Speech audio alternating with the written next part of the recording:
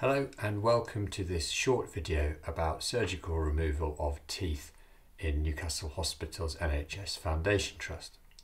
There are two major reasons why people are often referred to the oral surgery or oral and maxillofacial surgery for the surgical removal of teeth. The first and most common is that the tooth has developed some decay, here in dark grey,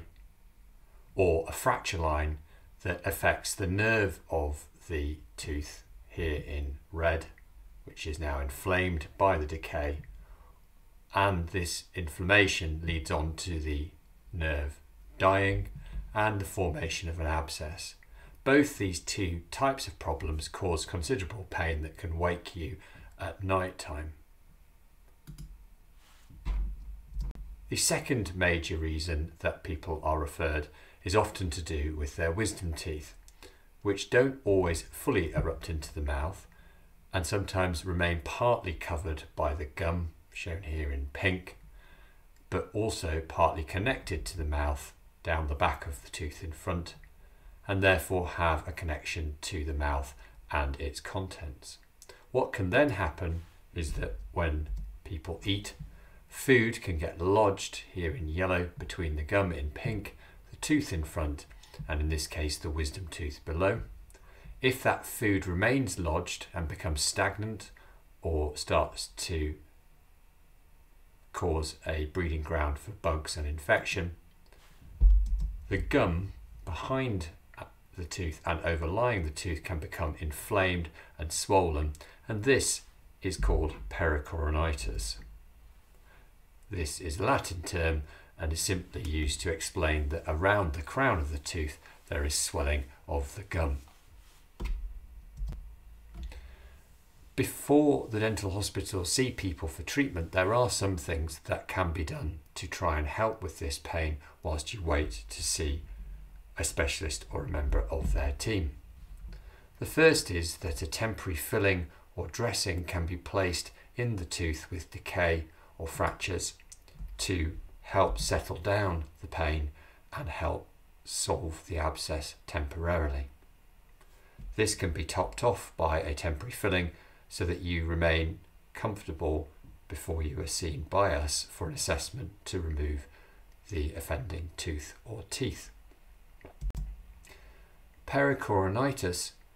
can be managed by firstly looking to see if your dentist thinks the upper wisdom tooth is biting down on the swollen gum and making both the food impaction and also the gum swelling worse. If this is the case, upper wisdom teeth are often simpler to remove with less risks to remove than the lower wisdom tooth, and can be done in dental practices on the high street under local anaesthetic once the tooth is numb. It's advisable therefore to ask your dentist whether or not they think the upper wisdom tooth is causing some of the problem. If the upper wisdom tooth isn't causing some of the problem, another action that you can take would be to buy something called a single tuft brush, which are available from all major pharmacies at the larger versions of their stores, and using this after each meal or anything that you've eaten to get into the gap between the gum, the wisdom tooth below and the tooth in front,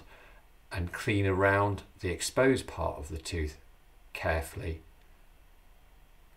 to remove any food debris that might be present. Equally, to help with this, you could buy, if you're not allergic, some Corsadil mouthwash, which can be used 2 to 3 times a day for 5 days, and you can use that by tilting your head towards the affected tooth and gently moving the fluid in and around that area several times over the course of a minute, and then spitting the residual mouthwash out. If you can't access Corsadil mouthwash, you can make up a warm salt mouthwash by using 1 level teaspoon in a tumbler of warm water and use it 3 times a day to do the same job as the Corsadil mouthwash. This will help resolve the pericoronitis more quickly than any other types of treatment. The following short video shows how to use a single tough brush to clean round partially erupted wisdom teeth. Wisdom teeth, as mentioned in the earlier part of the video, can sometimes struggle to erupt fully through the gum and can end up looking like this in your mouth, where they're slightly below the gum with little elements of the gum overcovering them. This is mostly erupted, but on the other side you can see this wisdom tooth here, if I tilt the model, is partially erupted and food can get stuck underneath the gum here. And also an upper wisdom tooth can bite down onto the gum, causing more pain and swelling here. As discussed in the earlier slides, it's worth discussing with your dentist whether or not an upper wisdom tooth is part of the problem, as these can often be removed much more simply than the lower wisdom tooth and with less risks, and also in the general dental practice on the high street under local anaesthetic with the tooth numb. Irrespective of this, good cleaning around the wisdom tooth that is partially erupted helps relieve a lot of the symptoms caused by pericoronitis. To do this, you can buy a single tuft brush, which looks like this, from most major pharmacies in the larger stores. Simply put a little bit of toothpaste on the top of the head of the toothbrush, and after each meal, go to the partially erupted tooth by coming in through the front of the mouth and then doing circular motions around the area the tooth is poking through the gum, like so. Brush with your normal consistency of pressure and for 3 or 4 circular motions until the gum is clean. If the gum is inflamed, it is likely it will bleed. Do not worry about this, simply brush carefully and consistently, and over a number of days that should settle. To help further decrease the symptoms of pericoronitis, you can also consider using Corsedil mouthwash or warm salty mouthwashes if you can't access Corsedil mouthwash or are allergic to it. These simple measures done regularly will help settle down pericoronitis in the vast majority of cases. It is important, however, that you don't use Corsedil mouthwash for more than 3 to 5 days, as it can leave some stains on your teeth, especially if you drink a lot of tea, coffee or red wine. However, these can normally be simply polished away by the dentist.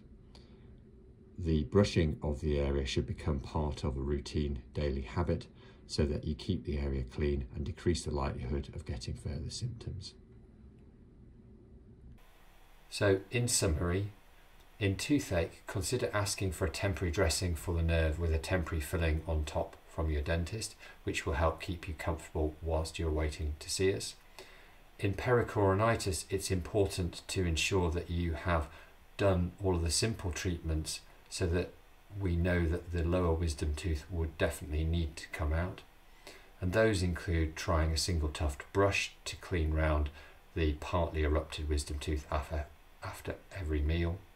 and using Corsedil or warm salty mouthwashes if there is a period of sustained problems in the area. And also discussing with your dentist whether or not the upper wisdom tooth is biting into the inflamed gum on the lower wisdom tooth and making things worse, and if so, whether or not they would think this merits removing the upper wisdom tooth first to see if the problem settles with the removal of the upper wisdom tooth and improved toothbrushing with the single tuft brush around the lower wisdom tooth. Thank you, and we look forward to seeing you at your appointment with us.